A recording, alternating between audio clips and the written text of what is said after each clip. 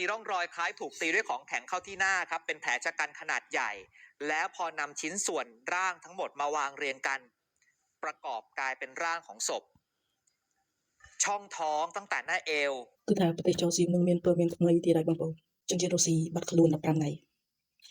អូយសាក់សាប់នឹងសាហាវហ្មងកាត់ជាកង់ខ្ញុំស្ដាប់ព័ត៌មាននៅស្រុកចៅនឹងអូគួយខ្លាចមែនទែនតែគាត់ថាគាត់ស្លាប់ដោយសារជនជាតិខ្លួនឯងមានន័យថាដោយសារជនជាតិរុស្ស៊ីដូចគ្នា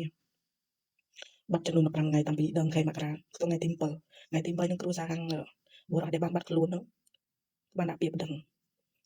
ទៅថ្ងៃទី1ខែ2នឹងបានគ្រួសារនឹងមកដល់ប្រទេសថៃមកទទួលបានតែសាកសពត្រឡប់ទៅវិញទេគឺសាកសពនឹងកាត់ជាកង់អស់ហើយអ្នកដែលសម្លាប់នឹងជនជាតិរុស្ស៊ីដូចគ្នាអាចមើលនៅក្នុងវីដេអូនឹងបានពេលគួយខ្លាចទៀតបុរសពីរនាក់នឹងបានផ្ញើសារទៅម្ដាយរបស់គាត់ទារលុយចំនួន$200,000ឲ្យរយៈពេល24ម៉ោងត្រូវផ្ញើលុយនឹងឲ្យគាត់អីចឹងទៅចឹងទេគាត់នឹងស្លាប់អីចឹងទៅតែជាក់ស្ដែងគឺបានស្លាប់បុរសជនជាតិរុស្ស៊ីដែលបានបាត់ខ្លួនហ្នឹងហើយមើលតាមព័ត៌មាននឹងគឺគួយខ្លាចមែនទេ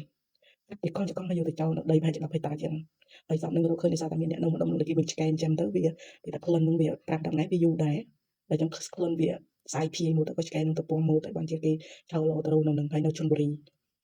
តែរកឃើញថ្ងៃនេះថ្ងៃទី1ខែ2ស្រុកនេះគឺសាហាវហ្នឹងមិនចឹងស្រុកចោល